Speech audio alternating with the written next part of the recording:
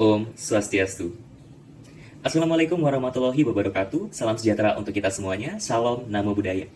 Perkenalkan, kami dari SPDB 5 akan mempresentasikan student project fisiologi kami dengan judul Adaptasi Fisiologis Sistem Kardiovaskuler dan Respirasi pada Penduduk Dataran Tinggi. Baik, presentasi akan langsung dimulai oleh rekan saya. Baik, terima kasih atas kesempatannya. Izinkan saya memperkenalkan diri. Saya Valentino Chandra Wijaya dengan 3 digit NIM terakhir 116. Di sini saya akan menjelaskan tentang latar belakang. Latar belakang dipilihnya topik ini untuk menjadi sebuah karya ialah sebagai berikut. Bumi merupakan suatu planet yang memiliki permukaan yang tidak rata, yang mana akan menyebabkan perbedaan ketinggian dan karakteristik pada setiap ketinggiannya. Perbedaan tersebut akan menyebabkan makhluk hidup di sekitarnya mengalami adaptasi untuk bertahan hidup, tak terkecuali manusia. Contohnya ialah manusia yang hidup di daerah high altitude. High altitude merupakan suatu daerah yang memiliki ketinggian lebih dari 1.500 meter di atas permukaan laut, yang mana memiliki kadar oksigen, suhu lingkungan, dan tekanan atmosfer yang relatif rendah, yang akan memaksa manusia yang hidup di sekitarnya untuk mengalami adaptasi dengan karakteristik yang ada, yang mana karakteristik tersebut sangat berhubungan erat dengan sistem kardiovaskuler dan respirasi, yang akan melakukan suatu perubahan pada sistem tersebut, termasuk perubahan fisiologi atau sistem kerjanya.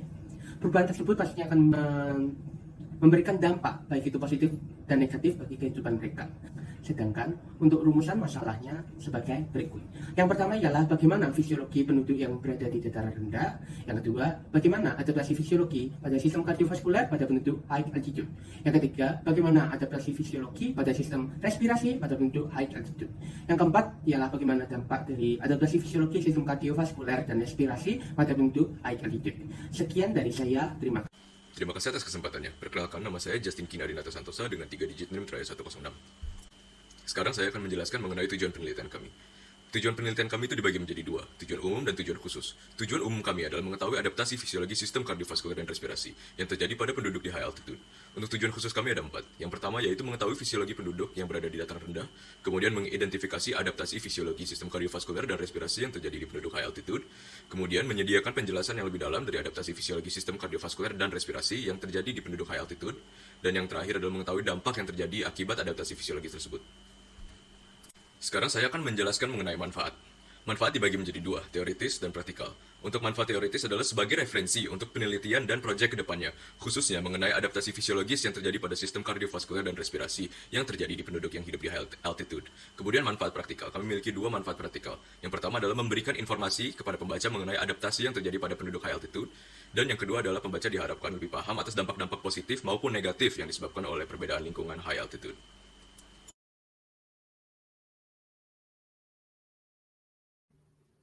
Perkenalkan, nama saya Tracy Odela Geraldi Akema dengan NIM digit terakhir 115. Pada kesempatan kali ini saya akan menjelaskan tentang definisi altitude. Altitude merupakan ketinggian suatu benda atau lokasi di atas permukaan laut, atau juga bisa merupakan jarak vertikal suatu benda antara titik acuan yang biasanya menjadi permukaan laut dan objek tertentu. Ke definisi dan informasi umum. High altitude adalah bagian permukaan bumi yang mendatar dan terletak pada ketinggian lebih dari 1.500 meter di atas permukaan laut. High altitude ini dapat mempengaruhi tubuh manusia dan menyebabkan perubahan fisiologis. Peningkatan ketinggian dapat ditandai dengan penurunan tekanan barometrik sehingga tekanan parsial oksigen yang rendah di atmosfer. Selanjutnya, klasifikasi high altitude terbagi menjadi 3 tingkat. Yang pertama ada high altitude dengan ketinggian yang berkisar 1.500 sampai 3.500 meter di atas permukaan laut. Yang kedua, very high altitude, ketinggian yang berkisar sekitar 3.500 sampai 5.500 meter di atas permukaan laut. Dan yang terakhir, extreme altitude, memiliki ketinggian di atas 5.500 meter di atas permukaan laut. Kenalkan, nama saya Nimade Netania Kalista Murna dengan 3 digit NIM terakhir 112. Dan pada kesempatan kali ini saya akan menjelaskan tentang fisiologi sistem kardiovaskuler di dataran rendah. Sistem fisiologis pada kardiovaskuler manusia salah satunya ditentukan oleh ketinggian daratan tempat kita berada. Ada 6 poin yang akan saya jelaskan di sini. Yang pertama, parameter saturasi oksigen dan hemoglobin penduduk dataran rendah lebih rendah dibandingkan dengan penduduk di dataran tinggi. Penduduk di dataran rendah rata-rata memiliki nilai kadar hemoglobin sebesar 13,14 gram per desiliter. Disebabkan karena gaya gravitasi di dataran rendah lebih besar sehingga berdampak pada lebih tingginya tekanan parsial oksigen pada dataran rendah. Yang kedua, untuk pria muda yang sehat, curah jantung istirahatnya sekitar 5,6 liter per menit, dan untuk wanita sekitar 4,9 liter per menit. Sering dibulatkan menjadi 5 liter per menit, namun sangat bervariasi bergantung pada massa otot, aktivitas fisik, dan faktor lainnya yang mempengaruhi seperti ketinggian. Penduduk yang tinggal di dataran rendah, curah jantungnya 30% di bawah orang yang tinggal di dataran tinggi. Curah jantung penduduk yang sejak lahir tinggal di dataran rendah memompa darah jauh lebih kecil daripada penduduk di dataran tinggi. Orang yang tinggal di dataran rendah memiliki jaringan kapiler yang lebih longgar daripada orang yang tinggal di dataran tinggi. Hal ini menyebabkan pada orang yang tinggal di dataran rendah, akomodasi keadaan rendah oksigen biasanya diikuti oleh kenaikan konsentrasi hemoglobin. Dan yang terakhir, denyut jantung orang normal di dataran rendah berkisar 60-100 beat per menit. Baik, perkenalkan nama saya Bernard Karel Kweresmavati dengan NIM 22025111103. Baik, sekarang saya akan membahas terkait fisiologi sistem respirasi di dataran rendah. Jadi pada dasarnya sistem respirasi bekerja untuk menyediakan oksigen ke jaringan dan menghilangkan karbon dioksida. Adapun empat fungsi utama dari sistem respirasi adalah yang pertama sebagai ventilasi paru, kedua difusi oksigen dan karbon dioksida, ketiga pengangkutan oksigen dan karbon dioksida, keempat pengaturan ventilasi dan aspek lain dari pernapasan. Adapun faktor yang dapat mempengaruhi sistem respirasi antara lain, yang pertama karena iritasi, termasuk virus dan bakteri, kedua akibat penyakit, ketiga faktor usia, keempat lingkungan, kelima ketinggian suatu tempat. Adapun pernapasan normal orang dewasa yaitu 12-20 kali per menit, sedangkan kadar oksigen dalam darah normal sekitar 80-100 mm Hg atau 95-100% bila diukur dengan oximeter denyut pada dataran rendah. Sekian dan terima kasih. Perkenalkan, nama saya Kevin Nathanael dengan 3 digit NIM terakhir 105. Sekarang saya akan menjelaskan mengenai adaptasi fisiologis pada ventrikel kanan. Ketika berada pada ketinggian yang dalam waktu yang cukup lama, maka akan menimbulkan hipoksia kronis. Hipoksia kronis tersebut akan memicu mekanisme kompensasi dari tubuh, yaitu dengan cara vasokonstriksi. Dengan adanya mekanisme ini, namun dalam waktu yang berkepanjangan, maka akan mengakibatkan hipertensi pulmonari. Hipertensi pulmonari ini akan mengharuskan ventrikel kanan untuk memompa lebih banyak darah agar suplai darah tercukupi ke dalam paru-paru. Namun jika dalam waktu yang berkepanjangan, maka akan menyebabkan disfungsi kontraktilitas dan adanya pelebaran dari ventrikel kanan yang akan memicu hiperatrofi. Selanjutnya saya akan menjelaskan mengenai tekanan arteri pulmonalis. Pada penduduk dataran tinggi, mereka cenderung sudah terpapar dengan hipoksia kronis. Hipoksia menyebabkan perubahan pada aktivitas saluran, pada saluran ion kalsium yang akan dinaikkan dan potasium yang akan diturunkan. Peningkatan kalsium intraseluler akan menambah proliferasi sel otot polos dan mengurangi apoptosis sel otot polos. Akibatnya akan mengaktifkan sel endotel paru-paru yang menyebabkan produksi substansi vasokonstriksi yang akan memberikan tekanan pada arteri pulmonalis. Dalam jangka waktu yang lama, vasokonstriksi akan menyebabkan hipertensi pulmonari, yaitu suatu kondisi di mana tekanan arteri pulmonalis melebihi 25 mmHg pada saat istirahat dan melebihi 30 mmHg pada saat beraktivitas.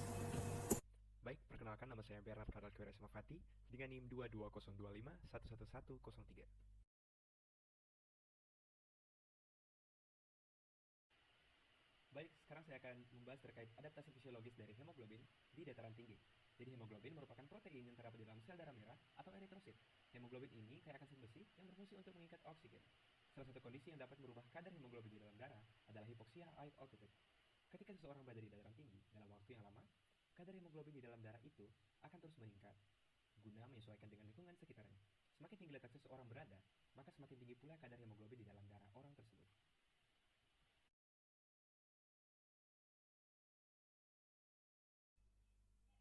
Sekarang saya akan membahas terkait adaptasi fisiologi saturasi oksigen di dataran tinggi. Jadi saturasi oksigen merupakan rasio atau jumlah oksigen aktual yang terikat oleh hemoglobin terhadap kemampuan total hemoglobin darah mengikat oksigen. Tingkat ketinggian suatu tempat berpengaruh terhadap perubahan saturasi oksigen ini.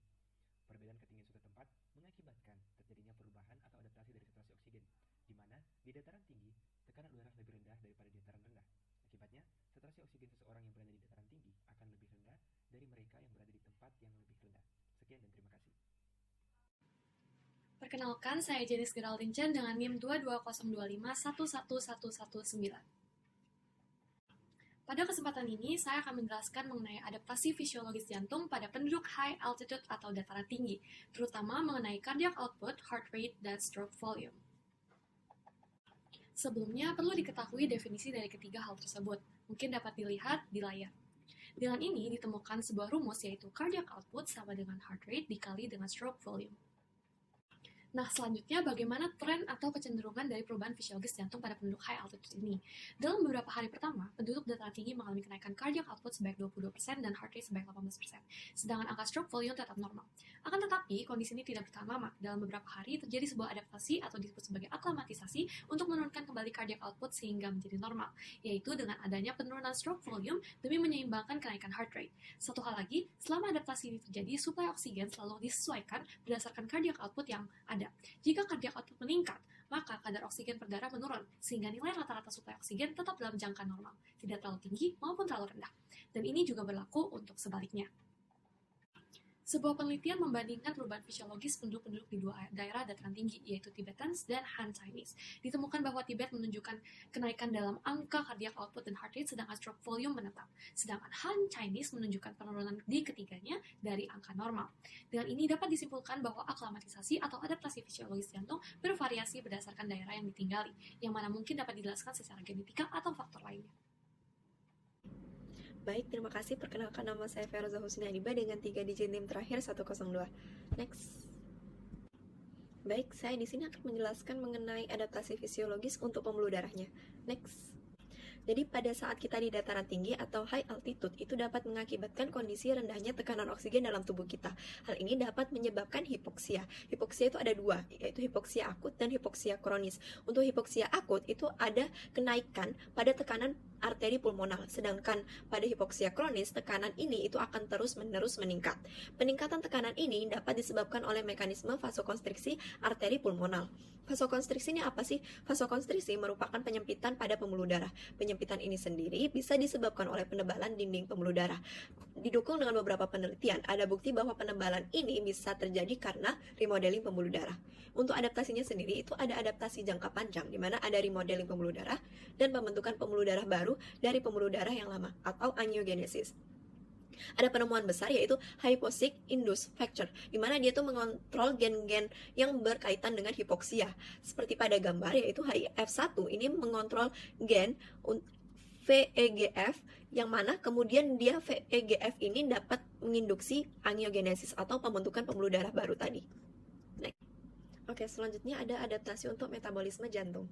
Next. Oke, jadi untuk metabolisme itu berkaitan erat dengan suplai oksigen. Pada kondisi normal, 90% oksigen dalam tubuh kita itu digunakan untuk produksi ATP. Sedangkan pada kondisi hipoksia kronis, itu ada adaptasi metabolisme jantung, di mana untuk mempertahankan fungsi jantung itu sendiri. Hipoksia itu merupakan kondisi di mana kebutuhan akan oksigen itu melebihi oksigen yang masuk atau defisiensi oksigen. Nah, sehingga pada jantung itu diharuskan produksi ATP-nya itu sama, namun dengan oksigen yang terbatas. Ini untuk menjaga jantung agar dapat mempertahankan fungsinya. Masalahnya di mana sih? Masalahnya itu metabolisme jantung menjadi tidak efisien dan bisa mengarah pada gagal jantung. Nah, ada adaptasi-adaptasi yang dipersiapkan, seperti metabolismenya itu bergantung pada glukosa untuk menghasilkan ATP. Karena oksidasi glukosa itu membutuhkan lebih sedikit oksigen daripada fosforilasi oksidatif. Nah, ini untuk meningkatkan efisiensi metabolisme jantung. Untuk HIF1 sendiri itu membantu pertahanan sel di bawah kondisi hipoksia dengan cara apa? Mengubah metabolisme tadi dari oksidatif ke glikolitik. Nah, asam lemak ini memproduksi jumlah ATP yang lebih banyak memang. Tetapi, oksidasi glukosa menghasilkan 6,3 ikatan fosfat berenergi tinggi per mol oksigen, di mana itu 53,7% lebih tinggi daripada dengan asam lemak. Untuk itu, dia juga meningkatkan efisiensi metabolisme jantung dan mempertahankan produksi ATP. Untuk gambar prosesnya bisa dilihat di PPT.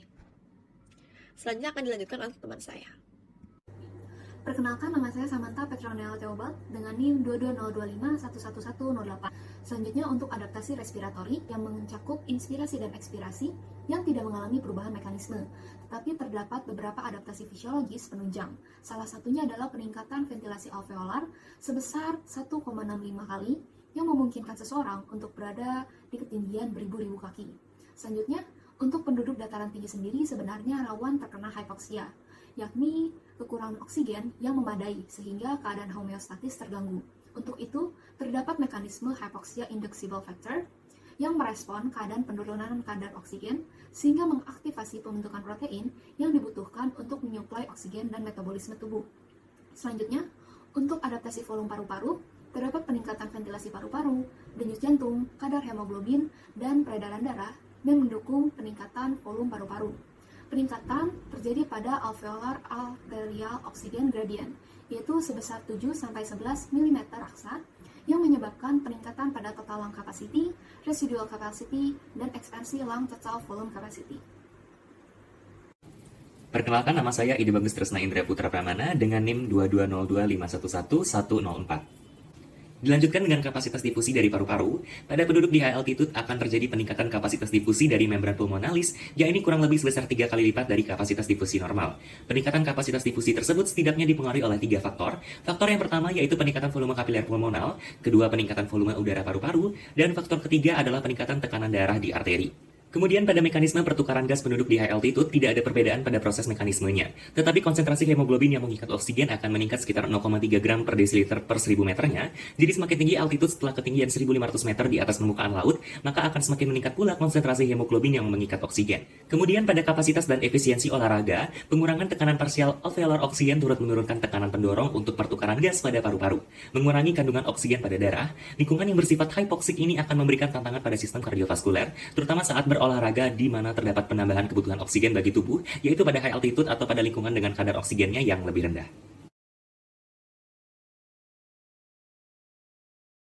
Selamat pagi, perkenalkan nama saya Gabriel Femrestavita dengan 3 digit NIM terakhir 118. Hari ini saya akan membahas tentang dampak positif dari high altitude terhadap fisiologis manusia. Pertama, menimbulkan yang namanya mekanisme kompensasi yang dapat mempertahankan suplai darah agar tetap konstan saat diedarkan ke jaringan di tubuh manusia, sehingga produksi eritrosit akan meningkat, dan hal ini mengindikasikan adanya rangsangan dari hormon eritropoietin yang berfungsi untuk hematopoiesis dan memberikan efek perbaikan perfusi cerebral. Kedua, menimbulkan hypoxia inducible factors yang dapat mengaktifasi hormon eritropoietin dan vascular endothelial growth factor sehingga dapat meningkatkan vaskularisasi, bioenergi, dan kapasitas antioksidan dalam mengoptimalkan selulur endogen dan efisiensi dari mitokondria. Ketiga, berpotensi untuk memberikan efek positif terhadap kesehatan kardiovaskular karena saat terpapar hipoksia, tubuh cenderung akan menurunkan hepsidin dan penyimpanan besi retikular endotelial sehingga meminimalisir kemungkinan terjadinya aterosklerosis. Keempat, kawasan high altitude itu identik dengan polusi udara yang masih rendah, sehingga berpotensi untuk menurunkan tingkat kematian akibat penyakit jantung bawaan karena dapat terhindar dari kondisi-kondisi seperti koagulasi darah, vasokonstriksi akut, hingga aritmia. Dan terakhir, high altitude dapat memutuskan mata rantai penyebaran COVID-19. Mengapa? Karena kawasan high altitude dapat menurunkan ekspresi dari ACE2, high altitude mempengaruhi tingkat hormon eritropoietin, memiliki paparan sinar ultraviolet yang cenderung tinggi, dan dapat menurunkan tekanan barometer, sehingga menimbulkan efek proteksi tubuh dan dapat meminimalisir adanya penyebaran virus antar sesama. Sekian yang dapat saya sampaikan, terima kasih. Perkenalkan, saya Natasha Pramatya Putri dengan NIM 220251111. Saya akan menjelaskan tentang dampak negatif high altitude terhadap fisiologi tubuh manusia. Yang pertama, manusia dapat mengalami hipoksia. Hipoksia adalah keadaan di mana rendahnya kadar oksigen di dalam tubuh yang disebabkan karena adanya perubahan tekanan barometrik atau tekanan atmosfer yang menyebabkan berkurangnya kandungan oksigen di dataran tinggi. Selanjutnya dapat menyebabkan high altitude illness atau HAI. HAI adalah gejala pada tubuh manusia, terutama pada otak dan paru, yang dialami oleh seseorang yang baru pertama kali mendaki di ketinggian. HAI terdiri dari acute mountain sickness atau AMS, high altitude cerebral edema atau HC, dan high altitude pulmonary edema atau HP. Selanjutnya, high altitude juga berpengaruh kepada kualitas tidur manusia. Ketidakstabilan pernafasan terjadi karena berkurangnya kandungan oksigen dalam darah. Hal ini menyebabkan terjadinya central sleep apnea, dan hal ini membuat seseorang menjadi sering terbangun dan merasa kurang udara. Karena mengalami hal tersebut, seseorang dapat dikatakan tidak memiliki waktu dan efisiensi tidur yang baik, gelombang tidur lambat, dan gerakan mata yang cepat. Yang terakhir adalah dampak terhadap kondisi mental. Seseorang yang berada di lingkungan high altitude akan cenderung depresif, mudah marah, dan kelelahan. Selain itu, kekuatan perhatian, memori visual dan kerja, konsentrasi fungsi eksekutif, kontrol penghambatan, dan kecepatan pemrosesan mental memburuk. Terima kasih.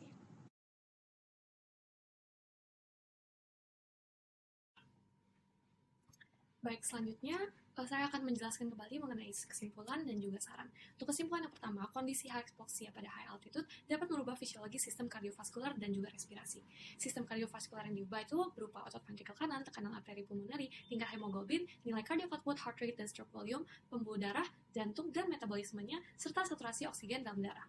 Sedangkan dalam sistem respirasi, terdapat perubahan dalam ventilasi dan respons ventilasi hipoksia, volume paru-paru, kapasitas difusi, pertukaran gas, serta kapasitas dan efisiensi olahraga. Dampak positif dari penduduk high altitude adalah tingkat kematian akibat COVID-19 yang cenderung rendah, sedangkan dampak negatifnya itu dapat meningkatkan kemungkinan terjadinya penyakit tertentu. Untuk saran, bagi penduduk high altitude, dapat disarankan bahwa untuk menyadari penyakit yang mungkin lebih mudah dialami akibat kondisi hypoxia, dan untuk bagi peneliti selanjutnya untuk menemukan pengobatan atau treatment yang efektif bagi penduduk-penduduk ini. Sekian presentasi dari kelompok SGDB 5. Apabila terdapat kekurangan ataupun kesalahan kata yang kami sengaja maupun tidak kami sengaja, kami mohon maaf yang sebesar-besarnya. Akhir kata kami tutup dengan para pesanti. Om Santi Santi Santi Om. Wassalamualaikum warahmatullahi wabarakatuh. Salam, namo buddhaya, salam sejahtera untuk kita semuanya.